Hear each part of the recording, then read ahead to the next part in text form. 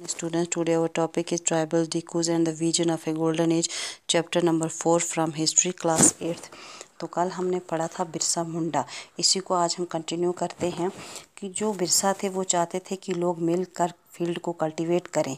अब ये सब चीज़ें जो थी वो बिरसा जो एम रख रहे थे उनका राज हो, तो बिरसा अपने राज को चलाना चाहते थे। ये चीज़ें ब्रिटिशर्स को बिल्कुल पसंद नहीं थी, क्योंकि बिरसा जो थे वो एक एम लेकर चल रहे थे, जिसमें वो चाहते थे कि जो मिशनरीज़ हैं, मनी लैंडर्स हैं, हिंदूज़ हैं, लैंडलॉर्ड्स हैं या जो गवर्नमेंट है, इनको बाहर फेंका जाए और मुंडा का राज हो, और जो बिरसा मुंडा जो ट्राइब है पॉपुलर हो और बिरसा उनके हेड हो।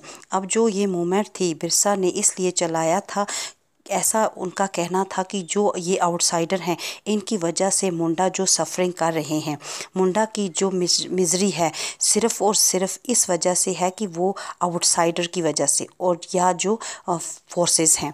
अब क्या हुआ कि ब्रिटिशर ऑफिसर्स ने बिरसा मुंडा को 1895 में अरेस्ट कर लिया, तो फिर इनको 2 साल की जेल हो गई। पढ़ते हैं।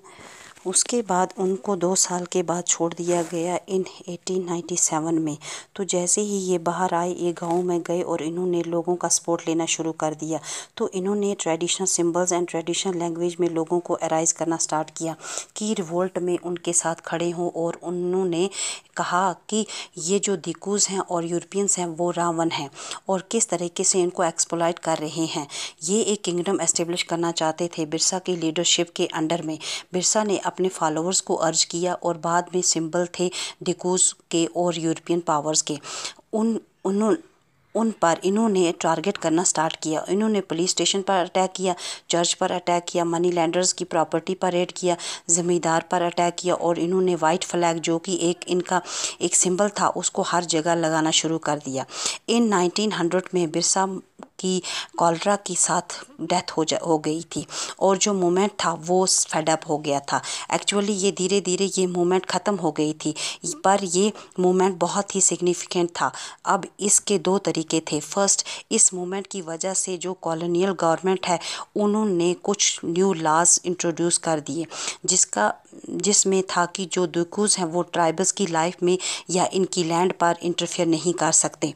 सेकेंडली, इसमें था कि जो ट्राइबल पीपल हैं उन्होंने लोगों को ये दिखा दिया कि ट्राइबल्स के अंदर बहुत सारी कैपेसिटी है कि वो प्रोटेस्ट कर सकते हैं इन जस्टिस के अगेंस्ट जो इनका एक्सप्लॉइट कर रहे हैं उनके अगेंस्ट, और उनके अंदर इतनी कैपेसिटी है कि अपना गुस्सा, एंगर शो कर सकते हैं कॉलोनियल रूल के अगेंस्ट। जो थे ब्रिटिशर्स और दिकू जो कि बाहर हैं, जैसे कि money landers, traders, Hindus, landlords, Christians, missionaries थे, और एक तरफ से इन्होंने भी जो मूवमेंट चलाई अपने ओवन स्पेसिफिक वेज में, और ये एक सिंबल है स्ट्रगल का, एक लड़ाई का। ये लेसन हमारा यहीं ख़त्म होता है। Thank you for watching this video.